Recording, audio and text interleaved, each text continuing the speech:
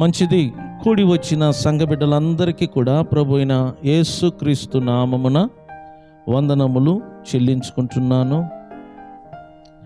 ఈ దినము వాక్య భాగము చూడండి. 145వ కీర్తనల భాగము. కీర్తనల గ్రంథము అధ్యాయము 145.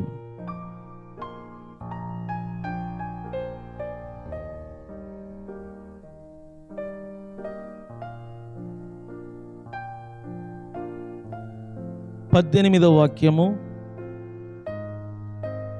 19వ వాక్యము, అలాగనే 20. ఈ 3 వాక్యములను మనం చదువుకుందాం. 18 నుండి 20 వరకు మనం చదువుకుందాం. కీర్తనల గ్రంథము అధ్యాయము 145వ అధ్యాయము 18 నుండి 20 వరకు. తనకు మొర్రపెట్టు వారందరికీ, తనకు నిజముగా మొర్రపెట్టు వారందరికీ యెహోవా సమీపముగా ఉన్నాడు. తన యందు భయభక్తులు గల వారి కోరిక ఆయన నెరవేర్చును. వారి మొర ఆలకించి వారిని రక్షించును. ఇంకా యెహోవా తన్ను ప్రేమించు వారందరినీ కాపాడును. అయితే భక్తిహీనులందరినీ ఆయన నాశనము చేయును. ఓకేరా, ఇక్కడ చూడండి. తనకు మొర్రపెట్టు వారికందరికీ, చెప్పండి, తనకు మొర్రపెట్టు వారి అందరికీ అనగా తనకు నిజముగా మొర్రపెట్టు వారి అందరికీ యెహోవా ఏమై ఉన్నాడంట? సమీపముగా ఉన్నాడు. యెహోవా సమీపముగా ఉన్నాడు. ఎవరికి? ఎవరు తనకు నిజముగా మొర్రపెట్టుతారో, నిజముగా ఎవరు యెహోవాకు మొర్రపెట్టు వారందరికీ ఆయన ఏమై ఉంటాడంట? సమీపముగా ఉన్నాడు. చూడండి, యెహోవా సమీపముగా ఉంటాడంట ఎవరెవరు ఆయనకు నిజముగా ప్రార్థన చేస్తారు. అంటే ఏంటి? ప్రార్థన చేయటములో కూడా నిజముగా ప్రార్థన చేయువారు ఉన్నారు. కొందరైతే పై పెదవులతో ప్రార్థన చేయువారు ఉంటారు. కొందరైతే అబద్ధముతో కూడా ఏం చేస్తారంట? ప్రార్థన చేస్తారు. కానీ దేవుడు అందరికీ సమీపముగా ఉండడు. దేవుడు ఎవరికి మాత్రము ఆయన తోడుగా సమీపముగా ఉంటాడు తెలుసునా? నిజముగా ప్రార్థన చేయు వారందరికీ యెహోవా ఏమై ఉన్నాడంట? సమీపముగా ఉన్నాడు. చూడండి, బైబిల్ అంటుంది యెహోవా సమీపముగా ఉన్నాడు. చెప్పండి, అందరు చెప్పండి ఈ మాటను. యెహోవా సమీపముగా. ఆ మాటను చెప్పండి అందరు కలిసి. యెహోవా సమీపముగా ఉన్నాడు. ఎవరికి ఆయన సమీపముగా ఉంటాడు? ఎవరెవరు నిజముగా ప్రార్థన చేస్తారో వారికి ఆయన ఏమై ఉంటాడంట? సమీపముగా. ఇంతకు ఎవరు ఈ యెహోవా? ఆయన చేయు పనులేంటి? ఆయన ఏమై ఉన్నాడు? పోయిన ఆదివారము నుంచి నిన్న రాత్రి వరకు ఆయన చేయు పనులను గూర్చి మనము చదువుతానే ఉన్నాం. ఆయన గురించి బైబిల్ ఏమంటుందో చూడండి. 5వ వాక్యములో 146వ అధ్యాయం. ఎవడు తన దేవుడైన యెహోవా మీద ఆశ పెట్టుకొనునో వాడు ధన్యుడు. ఆయన భూమిని, ఆకాశమును, సముద్రమును, దానిలోని సర్వమును ఏం చేసినవాడు? యెహోవా ఎవరు అనగా ఆకాశమును, భూమిని, సముద్రమును, దానిలోని సర్వమును సృజించినవాడు. అంటే యెహోవా ఎవరు అనగా యెహోవా సృష్టికర్త అయి ఉన్నాడు. సర్వమును సృజించిన వాడే యెహోవా దేవుడై ఉన్నాడు. ఆ సృష్టికర్త ఎవరికి సమీపముగా ఉంటాడంటే ఎవరెవరు తనకు నిజముగా మొర్రపెట్టుతారో, ఎవరెవరు తనకు నిజముగా ప్రార్థన చేస్తారో వారందరికీ యెహోవా దేవుడు ఏమై ఉంటాడంట? సమీపముగా ఉంటాడు. ఆ యెహోవా దేవుడు ఎవరు అనగా సృష్టికర్త, సర్వమును సృజించినవాడు. రెండవదిగా చూడండి, ఆయన ఎవరు అనగా ఆయన ఎన్నడును మాట తప్పనివాడు. యెహోవా దేవుడు మాట తప్పడు, మాట తప్పనివాడు. మూడవదిగా చూడండి, ఆయనను గూర్చి వాక్యం ఏమంటుందంటే, బాధపరచబడు వారికి ఆయన న్యాయము తీర్చును. ఎవరికి న్యాయం తీరుస్తాడంట? ఎవరు బాధపరచబడతారో వారికి ఆయన ఇప్పుడు చూడండి, ఎవరు బాధపరచబడుతున్నారో వారందరికీ న్యాయము తీర్చువాడే యెహోవా దేవుడు. అలాంటి దేవుడు నీకు సమీపముగా ఉంటే, నిన్ను ఎంతమంది బాధ పెట్టినా నీకు ఆయన తోడుగా ఉండి సమీపముగా ఉండి నీకు న్యాయము తీరుస్తూ ఉంటాడు. అలాంటి దేవుడు నీకు తోడుగా ఉండాలంటే, సమీపముగా ఉండాలంటే, నువ్వు ప్రతి దినము ఆయనకు నిజముగా ప్రార్థన చెయ్యాలి. అది మాత్రమే కాదు, ఆయనను గురించి మరొక వాక్యము చూపిస్తాను చూడండి. ఆకలి కొనిన వారికి ఆహారము దయచేయువాడంట. యెహోవా దేవుని గురించి ఇంకొక మాట ఇక్కడ రాయబడి ఉన్నది. ఎటువంటి వాడంట ఆయన? ఆకలి, చెప్పండి అందరూ చెప్పండి, ఎటువంటి వాడు? గట్టిగా చెప్పండి. ఆకలి కొనిన వారికి ఆయన ఆహారము, చూడు, ఆకలి కొనిన వారందరికీ ఆయన ఆహారము దయచేయు దేవుడై ఉన్నాడు. అటువంటి దేవుడు నీకు సమీపముగా ఉంటే నీకు ఆకలి ఉండదు, నీకు సమృద్ధి అయిన ఆహారము ఆయన ఇస్తూ ఉంటాడు. కాబట్టి దేవుడు నీకు సమీపముగా ఉండాలి అంటే నువ్వు ఆయనకు నిజముగా ప్రార్థన చెయ్యాలా. అప్పుడే యెహోవా దేవుడు నీకు సమీపముగా ఉండి నీ ఆకలిని ఆయన తీరుస్తూ సమృద్ధి అయిన ఆహారమును నీకు దయచేయు దేవుడై ఉంటాడు. తర్వాత చూడండి, యెహోవా బంధింపబడిన వారిని విడుదల చేయును. చెప్పండి, యెహోవా బంధింపబడిన వారిని, చూడు, విడుదల చేయువాడు యెహోవా దేవుడై ఉన్నాడు. ఆయన నీకు తోడుగా ఉంటే, ఆయన నీకు సమీపముగా ఉంటే నువ్వు దేని చేత బంధించబడలేవు. ఎవరు కూడా నిన్ను బంధించలేరు. సాతాను కూడా నిన్ను బంధించలేడు. అపవాది అయిన దురాత్మలు కూడా నిన్ను బంధించలేరు. ఎందుకంటే విడుదల చేయు దేవుడు నీకు సమీపముగా ఉండగా ఎవడైనను నిన్ను బంధించగలడా? బలవంతుడు నీ ప్రక్కన ఉన్నప్పుడు ఎవడైనా వచ్చి నిన్ను బంధించగలడా? దేవుడిని ప్రక్కన ఉన్నప్పుడు ఎవరైనా నిన్ను బంధించగలరా? నువ్వు విడుదల పొందుతూ స్వేచ్ఛ గల ఒక స్వాతంత్రము గల జీవిలాగా జీవిస్తావు. ఎప్పుడు తెలుసునా? దేవుడు నీకు సమీపముగా ఉన్నప్పుడు. ఆయన నీకు సమీపముగా ఉండాలంటే నువ్వు ఆయనకు నిజముగా ప్రార్థించాలా. తర్వాత చూడండి, యెహోవా గ్రుడ్డి వారి కన్నులు తెరవ చేయువాడు. గట్టిగా స్తోత్రం చెప్పండి. చూడు, మన దేవుడు గ్రుడ్డి వారి కన్నులను తెరవజేస్తాడు. ఎంతమంది కన్నులు ఆయన తెరవజేశాడు. భౌతిక సంబంధమైన నేత్రములను తెరుచువాడు, మనోనేత్రములను తెరుచువాడు, ఆత్మ సంబంధమైన కన్నులను తెరుచువాడు. నీ కన్నులు తెరవబడాలంటే దేవుడు నీకు సమీపముగా ఉండాలి. ఆయనకు మాత్రమే సాధ్యము నీ కన్నులను తెరవటం. కాబట్టి అటువంటి దేవునికి మనము నిజముగా ఏం చెయ్యాలా? ప్రార్థన చెయ్యాలా. తర్వాత చూడండి, యెహోవా కృంగిన వారిని ఏం చేస్తాడంట? లేవనెత్తుతాడు. నువ్వు కృంగిన స్థితిలో ఉన్నప్పుడు, నువ్వు బాధలో ఉన్నప్పుడు, నువ్వు నలిగిన స్థితిలో ఉన్నప్పుడు యెహోవా నిన్ను లేవనెత్తుతాడు. అదే ఆయన నీ ప్రక్కన ఉంటే, నీకు తోడుగా ఉంటే, నీకు సమీపముగా ఉంటే నీ జీవితంలో కృంగవలసిన పరిస్థితులు రానే రావు. ఎందుకంటే నిన్ను లేవనెత్తు దేవుడు నీకు తోడుగా నీ ప్రక్కన ఉంటున్నాడు గనుక ఎవరైనా నిన్ను మాటలతో కృంగదీయాలనుకున్నా నువ్వు కృంగిపోకుండా ధైర్యముగా ఉంటావు. ఎందుకంటే యెహోవా దేవుడు నీకేమై ఉన్నాడు?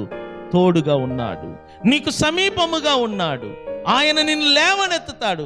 ఆయన నీకు సమీపముగా ఉండాలంటే నువ్వు ఖచ్చితంగా నిజముగా ఆయనకేం చెయ్యాలా? ప్రార్థన చెయ్యాలా. తర్వాత చూడండి, యెహోవా నీతిమంతులను ప్రేమించువాడు. యెహోవా పరదేశులను కాపాడువాడు. యెహోవా తండ్రి లేని వారిని, చెప్పండి ఎవరిని? ఇక్కడ ఎంతమంది తండ్రి లేని వారు ఉన్నారో మీ చేతులు ఎత్తండి. తండ్రి లేని వారిని, తర్వాత విధవరాలను, తండ్రి లేని వారిని విధవరాలను ఈ యెహోవా దేవుడు ఆదరించువాడై ఉన్నాడు. చేతుల పైకెత్తి గట్టిగా స్తోత్రం చెప్పండి, గట్టిగా చెప్పండి. ఎవరిని ఆదరిస్తాడంట?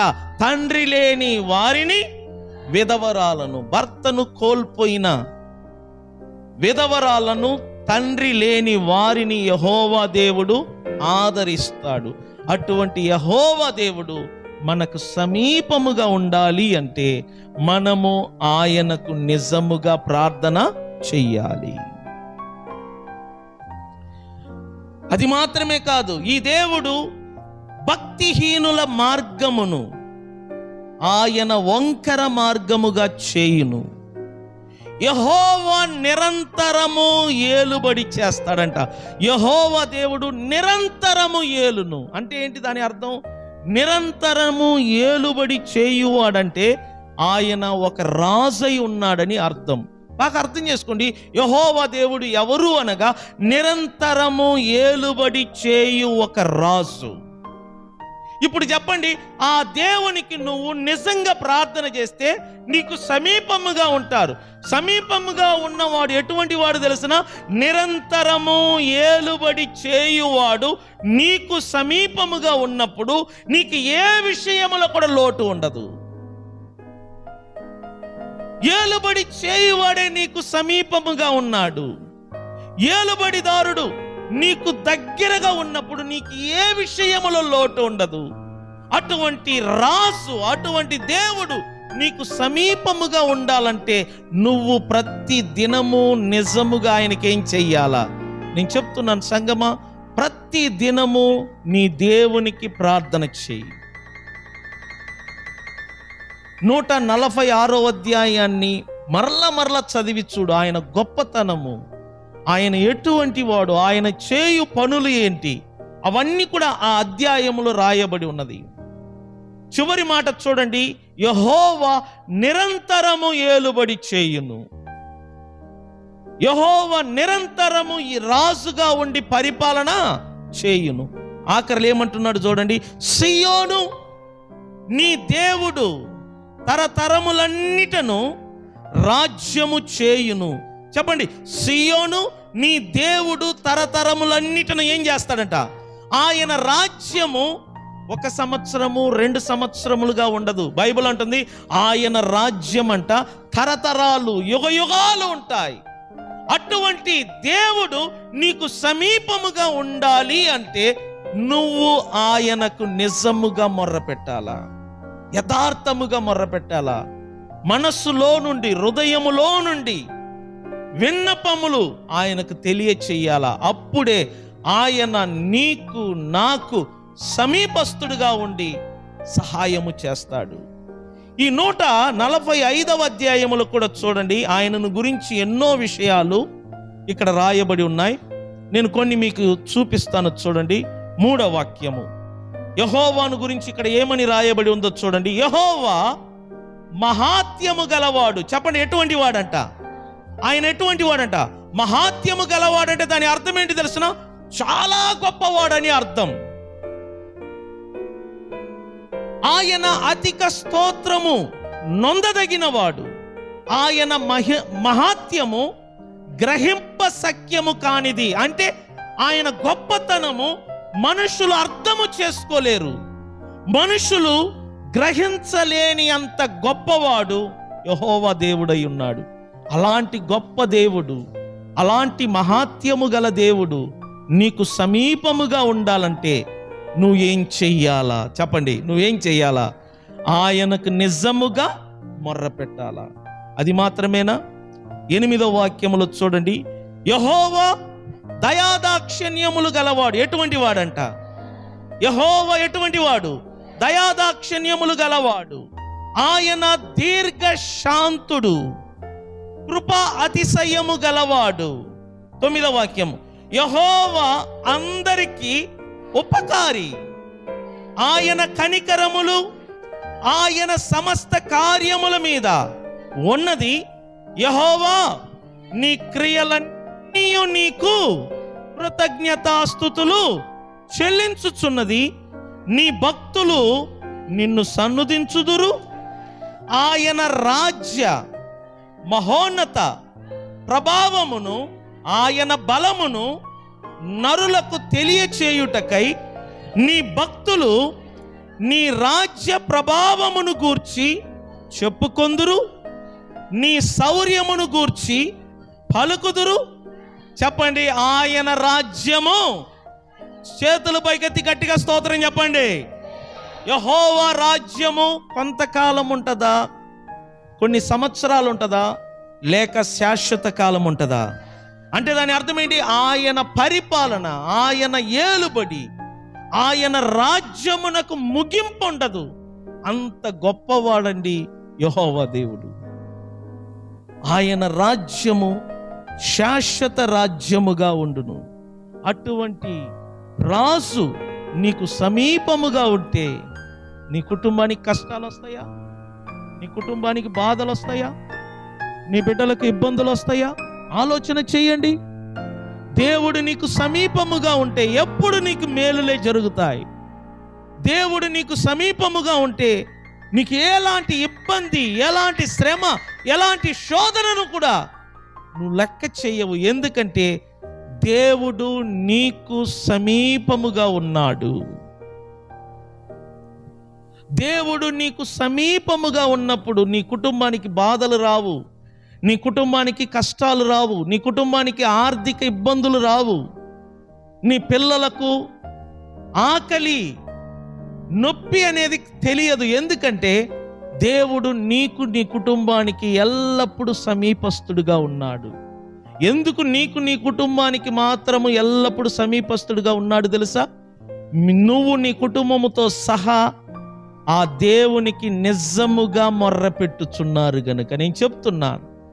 దేవాతి దేవుడు నీకు నీ కుటుంబానికి సమీపముగా ఉండాలి అంటే ప్రతిరోజు మీరు మీ కుటుంబము పిల్లలతో సహా ఆ దేవునికి నిజముగా మొర్రపెట్టండి.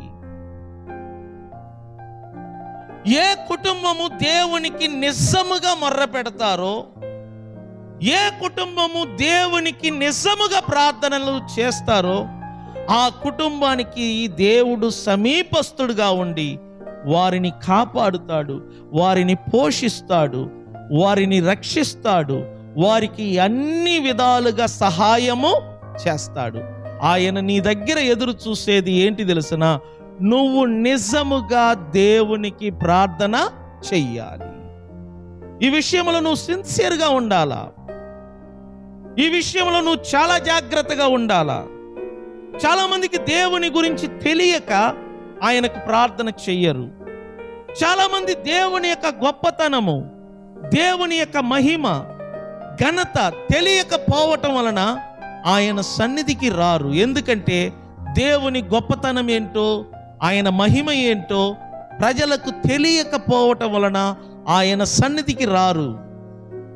ఒక్కసారి దేవుని గురించి మనుష్యుడు తెలుసుకుంటే, ఆయన గొప్పతనాన్ని తెలుసుకుంటే, మనం అన్న ఆయన మందిరాన్ని వదిలిపెట్టి మనుషులు పోరు. ఎందుకంటే గొప్ప దేవుడు మనకు సమీపముగా ఉన్నప్పుడు మనం ఎందుకు చింత కలిగి ఉంటాము? ఒక్కసారి ఆలోచన చెయ్యండి.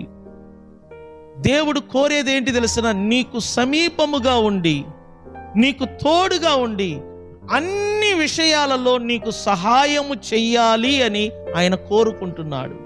కానీ మనుషులే దేవునికి ప్రార్థన చెయ్యకపోవటం వలన, నిజముగా దేవునికి మొర్ర పెట్టకపోవటం వలన మనుషులు దేవునికి దూరంగా ఉంటున్నారు. కాబట్టి వారి కుటుంబంలో సమస్యలు, బాధలు, వేదనలు, ఇబ్బందులు.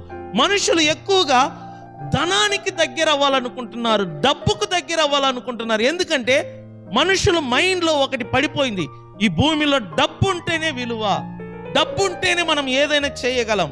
అవును, నేను కూడా ఒప్పుకుంటాను. ఈ భూమిలో మనం బ్రతకాలంటే డబ్బు అవసరం. ఈ భూమిలో మనము సుఖంగా జీవించాలంటే డబ్బు అవసరం. కానీ కొన్ని విషయాలలో చూస్తుంటే డబ్బు కంటే గొప్పవాడు ఎవరంట? దేవుడు. కొన్ని కుటుంబాల్లో డబ్బు ఉంటుంది, నెమ్మది ఉండదు. డబ్బు ఉంటుంది, ఆరోగ్యం ఉండదు. డబ్బు ఉంటుంది, సుఖం ఉండదు. డబ్బు ఉంటుంది, ఐక్యత ఉండదు. డబ్బు ఉంటుంది, ఆ ఇంట్లో ఎప్పుడు గొడవలు కలతలు ఉంటాయి. ఒకరితో ఒకరికి మాటలు ఉండదు. కారణం ఏంటంటే ఆ ఇంట్లో డబ్బు ఉన్నది, కానీ దేవుడు ఆ ఇంట్లో లేకపోవటం వలన వారు కష్టాలు, బాధలు ఇవన్నీ అనుభవిస్తూ ఉంటారు. చూడండి, డబ్బున్న ఇంట్లో ఆకలి ఉంటుంది, డబ్బున్న ఇంట్లో విడుదల ఉండదు, డబ్బున్న ఇంట్లో సమస్యలు ఉంటాయి. కానీ బైబిల్ ఏమంటుందో తెలిసిన? దేవుడు ఉన్న ఇంట్లో ఏ సమస్యలు ఉండదు. ఆయన సన్నిధి, ఆయన ప్రసన్నత ఏ ఇంట్లో ఉంటుందో అక్కడ సుఖ సంతోషము, నెమ్మది, ఆదరణ ఉంటుందంట. ఎందుకంటే దేవుడే సమస్తము కలిగి ఉన్నవాడు. ఆయన ఉన్న చోటు వెలుగు ఉంటుంది, మహిమ ఉంటుంది, ఆరోగ్యం ఉంటుంది. దేవుని బిడ్డలారా, మీ ఇంటిలో దేవుడు ఉండాలని కోరుకోండి. మీ హృదయంలో దేవుడు ఉండాలని కోరుకోండి. మీరు వెళ్తున్న మార్గములో దేవుడు మీ ప్రయాణములో తోడుగా ఉండాలని కోరుకోండి. అప్పుడు చూడండి, మీరు వెళ్తున్న పనులన్నిటినీ దేవుడు మీకంటే ముందుగా తన దూతను పంపి మార్గమును ఏం చేస్తాడు? సరళము చేస్తాడు. మీ జీవితంలో దేవుడు ఉండాలి అని కోరుకోండి. దేవుడు ఫస్ట్ ఉండాలా, ముందు స్థానము దేవుడు ఉండాలా. దేవుడు ఉంటే మనకు అన్ని ఉన్నట్టే. చేతుల పైకెత్తి స్తోత్రం చెప్పండి, స్తోత్రం చెప్పండి. ఆయన రాజ్యము శాశ్వత రాజ్యము. నీ పరిపాలన చూడండి, నీ రాజ్య పరిపాలన తరతరములు నిలుచును. ఇక్కడ చూడండి, యెహోవా పడిపోయిన వారందరిని ఏం చేస్తాడంట? ఉద్ధరించువాడు. కృంగిపోయిన వారందరినీ లేవనెత్తువాడు. సర్వజీవుల కన్నులు, చెప్పండి ఎవరి కన్నులు? మాట్లాడండి, ఎవరి కన్నులు? సర్వజీవుల కన్నులు నీ వైపు చూచుచున్నది. తగిన కాలమందు నీవు వారికి ఆహారం ఇచ్చుదువు. నీవు నీ గుప్పిలిని విప్పి ప్రతి జీవి కోరికను ఏం చేస్తాడంట? చెప్పండి, ఈ మాటని చెప్పండి. దేవుడు తన గుప్పిళ్లను విప్పి ప్రతి జీవి కోరికను నెరవేరుస్తాడు. అంతేనా? ఏమని ఉంది? నీవు నీ గుప్పిళ్లను విప్పి ప్రతి జీవి కోరికను తృప్తిపరచుచున్నాడు. ఈ మాటను కంఠస్థం చేయండి. ప్రతి జీవి కోరికను దేవుడు తృప్తిపరుస్తున్నాడు. ఒక్కొక్క జీవికి ఒక కోరిక ఉంటుంది. ఇక్కడ ఉన్న మీలో ఒక్కొక్కరికి ఒక కోరిక ఉంటుంది. పిల్లల విషయంలో, కుటుంబ విషయంలో, ఆర్థిక విషయంలో, ఇంటి విషయంలో, భవిష్యత్తు విషయంలో అందరికీ ఒక్కొక్క కోరిక ఉంటుంది. చూడండి, నీ కోరికను తృప్తిపరచువాడే యెహోవా దేవుడు. యెహోవా దేవుడు మాత్రమే నీ కోరికను తృప్తిపరుస్తాడు, నీ కోరికను నెరవేరుస్తాడు. నీ ఆశ నీ జీవితంలో నెరవేర్చబడుతుంది. నీ కళ నీ జీవితంలో నెరవేర్చబడుతుంది. అది నీ వలన కాదు, ఈ లోక ప్రజల వలన కాదు. దేవుడైన యెహోవా మాత్రమే నీ కోరికను తృప్తిపరుస్తాడు. అటువంటి దేవుడు నీకు సమీపముగా ఉంటే నువ్వు కోరిన ప్రతి కోరికలను ఆయన తృప్తిపరుస్తాడు. నీ ఇంటి విషయము, నీ పిల్లల విషయము, వారి వివాహ విషయము, గర్భఫల విషయము, పిల్లల ఎడ్యుకేషన్ విషయము, వారి ఫ్యూచర్ విషయము, జాబు సంబంధించిన విషయము, ప్రతి విషయములలో యెహోవా దేవుడు నీ కోరికను చూసి తృప్తిపరుస్తాడు. నీ వాంఛలను నెరవేరుస్తాడు, నీ కలను నెరవేరుస్తాడు, నీ ఆశను నెరవేరుస్తాడు. నేను ఒక్కటి చెప్తాను, ప్రతి ఒక్కరు కోరికలు కలిగి ఉండండి. కానీ ఆ కోరికలు ప్రకారంగా నీకు జరగాలి అంటే యెహోవా దేవుడు నీకు సమీపస్తుడుగా ఉండాలి. యెహోవా దేవుడు నీకు సమీపస్తుడుగా ఉండాలి అంటే నువ్వు ప్రతి దినము ఆయనకు నిజముగా ప్రార్థన చెయ్యాలి.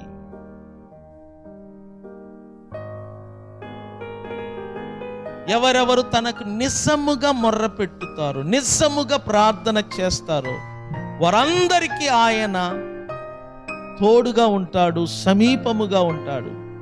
ఆయన ఒకసారి నీకు సమీపస్తుడైతే నీ కోరికను తృప్తిపరుస్తాడు, నీ వాంఛను నెరవేరుస్తాడు, నీ ప్రార్థనలను సఫలపరుస్తాడు, నిన్ను తలగా చేస్తాడు, నిన్ను ఆరోగ్యవంతుడిగా చేస్తాడు, నిన్ను ఉన్నత స్థాయిలో కూర్చుండబెడతాడు.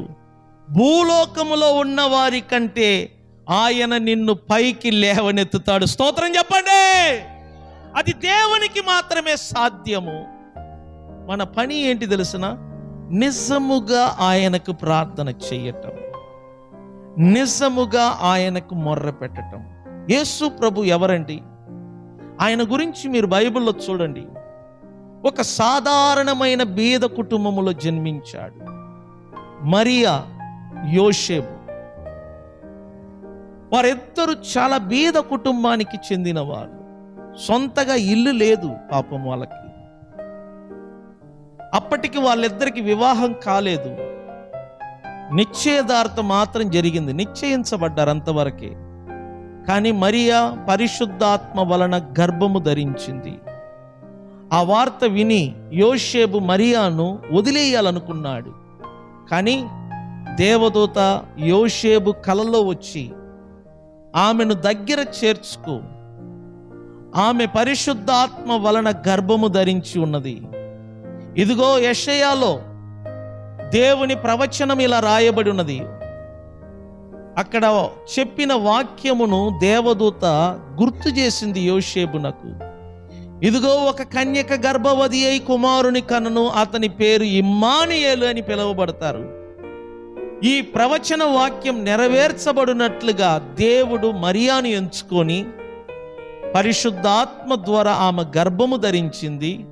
పుట్టబోయే బిడ్డ పరిశుద్ధుడు గనుక నువ్వు ఆమెను అవమానపరచకుండా ఆమెను దగ్గర చేర్చుకోమని దేవదూత చెప్పిన మాటను బట్టి యోసేపు మరియాను దగ్గరకు చేర్చుకున్నాడు. చూడండి, మరియా నిండు గర్భిణిగా ఉన్నప్పుడు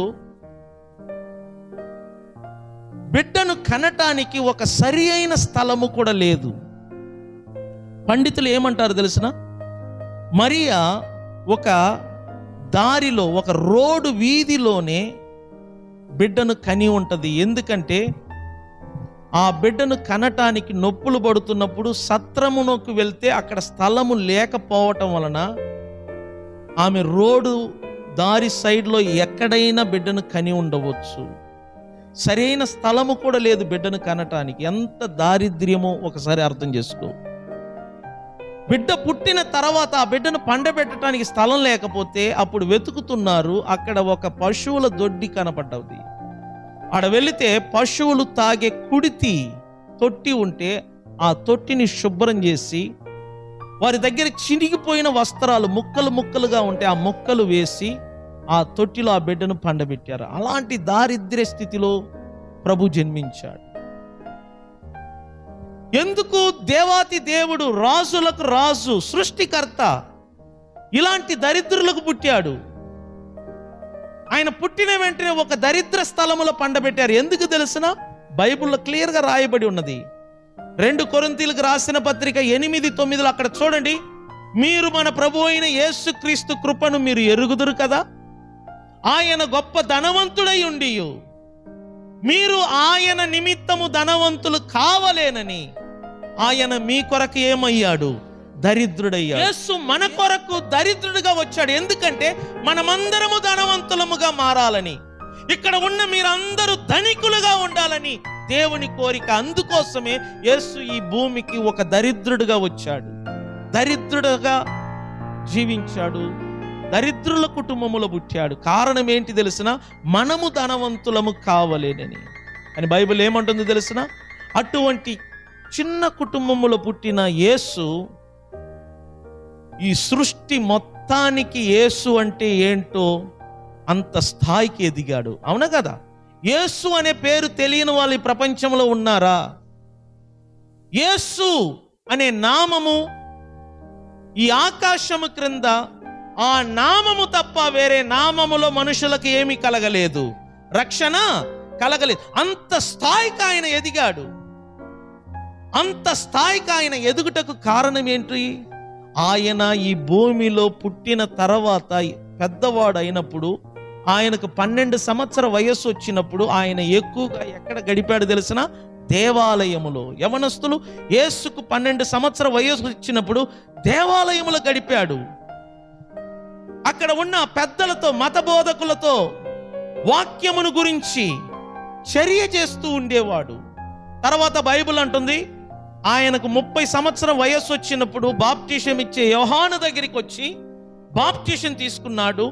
బాప్టిజం తీసుకున్న తర్వాత నుంచి చూడండి, ప్రతిరోజు పెందల కడనే లేచి మధ్యాహ్నము, రాత్రిపూట నిజముగా తండ్రిని వెతుకుటకు అరణ్యమునకు వెళ్ళేవాడు, అడవికి వెళ్ళేవాడు, సముద్ర తీరము వెళ్ళేవాడు, కొండల మీదకి వెళ్ళేవాడు.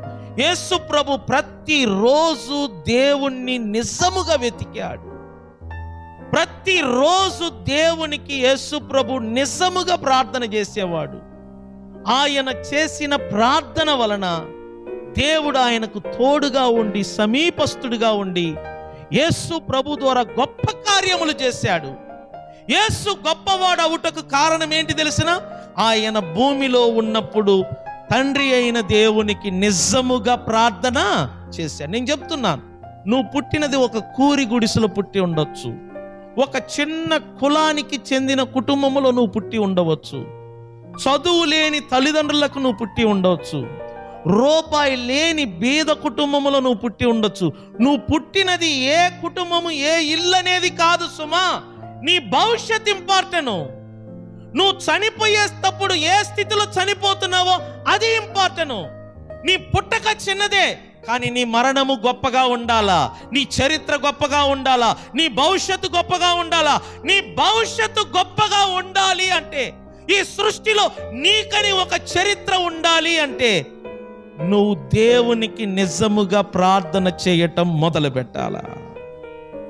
యవనస్తులకు నేను అదే చెప్తున్నాను, ఎవరెవరు దేవునికి నిజముగా మొర్ర పెడతారో, నిజముగా ప్రార్థిస్తారో, వారి చరిత్రను దేవుడు మార్చేస్తాడు, వారి జీవితాన్ని దేవుడు మార్చేస్తాడు.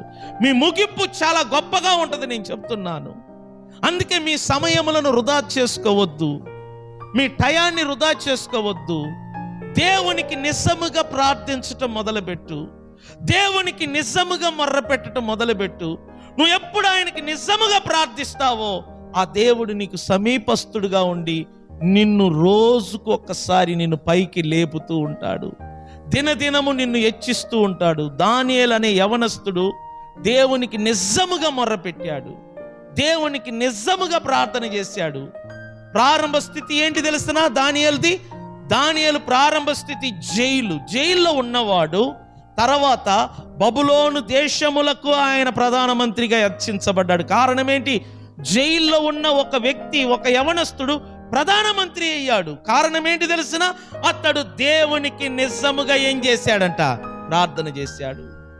ఎవరు దేవునికి నిజముగా ప్రార్థన చేస్తారో వారు పెంటలో ఉన్న దేవుడు వారిని పెంటలో నుండి పైకి లేపి సింహాసనములో కూర్చుండబెడతాడు.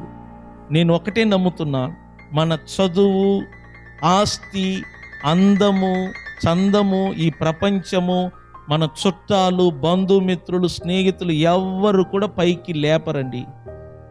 డబ్బు ఉంటే మన దగ్గరికి వస్తారు, వెళ్ళిపోతారు, అంతవరకే. బెల్లము దానికి రుచి ఉన్నంత వరకు దాని చుట్టూ చీమలు ఉన్నట్లుగా మన దగ్గర రూపాయి ఉన్నప్పుడు మనుషులు మన చుట్టూ ఉంటారు, ఎవ్వరు కూడా మనకు తోడుగా ఉండరు. కానీ దేవుడు ఒక్కడే అన్ని సమయాలలో నీకు నాకు సమీపస్తుడిగా ఉండి మనల్ని పైకి లేపుతాడు. నేను నమ్మేది ఒకటే, దేవుడే మనలను పైకి లేపగలడు, దేవుడే మనల్ని తీసుకెళ్లి సింహాసనంలో కూర్చోబెట్టగలడు, దేవుడే ఈ మందిరాన్ని అంచలంచలకు పైకి దేవుడు అనుకుంటే వేల మంది ప్రజలను తీసుకొని రాగలడు. కాబట్టి మనం నిజంగా దేవునికి మొర్ర పెట్టాలి. పిల్లలు, మీరు నిజంగా దేవునికి మొర్ర పెడితే మీకు మంచి భవిష్యత్తు వస్తుంది, మంచి వివాహ సంబంధాలు వస్తాయి, మీకు మంచి ఉద్యోగాలు మిమ్మల్ని వెతుక్కొని వస్తాయి. మీరు దేవునికి ప్రార్థన చెయ్యండి, దేవునికి మొర్ర పెట్టండి. పండుకోవటానికి ముందు, లేచిన వెంటనే, మధ్యాహ్న సమయంలో టైం దొరికినప్పుడు మందిరములోనికి, లేకపోతే మీకు సపరేట్గా గది ఉంటే గదిలోకి వెళ్ళు, తలుపు వేసుకో, తండ్రి అయిన దేవునికి ప్రార్థన చెయ్యి. నువ్వు చేసే ప్రార్థన వలన దేవుడు నిన్ను పైకి లేపుతాడు. యేసు ప్రభు దేవాతి దేవుడండి, ఆయన సృష్టికర్త. అలాంటి వాడు మానవ రూపములో ఈ లోకానికి వచ్చినప్పుడు సమయాన్ని వృధా చేసుకోకుండా ఆయన సమయము దొరికినప్పుడల్లా దేవునికి ఏం చేసేవాడు? ప్రార్థన చేసే. యేసు ప్రభువే ప్రార్థన చేశాడండి, నేను చెప్తున్నాను. సమయము దొరికినప్పుడల్లా ఒంటరిగా వెళ్ళి ప్రార్థన చేసేవాడు. అలా చేయటం వలనే దేవుడు యేసయ్యను హెచ్చించాడు. అలా చేయటం వలనే ఆయన నామాన్ని దేవుడు మహిమపరిచాడు. అన్ని నామముల కన్నా యేసు నామాన్ని దేవుడు పైనామముగా హెచ్చించాడు. చేతుల పైకెత్తి స్తోత్రం చెప్పండి. అలాగనే నీ పేరు, నీకు ప్రతిష్టత రావాలంటే, నీ పేరు రాష్ట్రమంతటా మోగాలి, దేశమంతటా నీ పేరేంటో తెలియాలంటే నువ్వు దేవునికి నిజముగా ఏం చెయ్యాలా? ప్రార్థన చే. అప్పుడు దేవుడు నీ నామాన్ని, నీ పేరును గొప్పగా చేస్తాడు. ప్రార్థన చెయ్యండి ప్రతిరోజు. ప్రార్థన చేసే అవకాశాన్ని మానుకోవద్దు. ఒక ప్రార్థన ద్వారానే దేవుడు నిన్ను నన్ను హెచ్చిస్తాడు, నిన్ను నన్ను ఆశీర్వదిస్తాడు. ఎవరెవరు నిజముగా దేవునికి ప్రార్థన చేస్తారో వారందరికీ దేవుడు సమీపస్తుడుగా ఉంటాడు ప్రియులరా. కాబట్టి ప్రార్థన చేయటం కొరకు మీ జీవితాలను సమర్పించుకోండి. ప్రార్థన మందిరానికి రండి, వచ్చి ప్రార్థనలు చేయండి. సమయం ఉన్నప్పుడల్లా వచ్చి ప్రార్థనలు చేయండి. నేను మీకు అవకాశం ఇస్తాను. మీరు లేచి నిలబడి కొద్ది క్షణము మనస్ఫూర్తిగా దేవుని సన్నిధిలో నిజముగా మొర్రపెట్టుదాం, నిజముగా ప్రార్థన చేద్దాం. తద్వారా ఈ రోజు మన జీవితంలో ఒక మార్పు జరగాలని నేను కోరుకుంటున్నాను. మన కుటుంబాలలో, మన పిల్లల విషయాలలో ఒక మార్పు జరగాలని నేను కోరుకుంటున్నాను. ఆలస్యం లేకుండా అందరూ లేచి నిలబడి చేతులు పైకెత్తి దేవునికి నిజముగా మొర్రపెట్టండి, దేవునికి నిజముగా ప్రార్థన చేయండి. మీ ప్రార్థనలను ఆలకించు దేవుడు ఇక్కడ ఉన్నాడు. నమ్మిన వారు ప్రార్థన చేయండి. కొద్ది క్షణము. ప్రభువా, ఎవరు నిజముగా నీ సన్నిధిలో నీ నామములో గోజాడుతున్నారో, మొరబెడుతున్నారో, ప్రార్థన చేస్తున్నారో వారు తండ్రి వారు ఆలకించండి. వారి అవసరతలో వారు అక్కర్లేరు కదా తండ్రి. నీ కొందరు స్తోత్రములు ప్రభువా. యేసయ్యా, మా నిజమైన ప్రార్థనలు విని ఆలకించే దేవుడు అని వందనాలు. యేసయ్యా, నీకే స్తోత్రములు తండ్రి. స్తోత్రము రాజా, పరిశుద్ధ జీవాధిపతి, మీకు వందనాలు.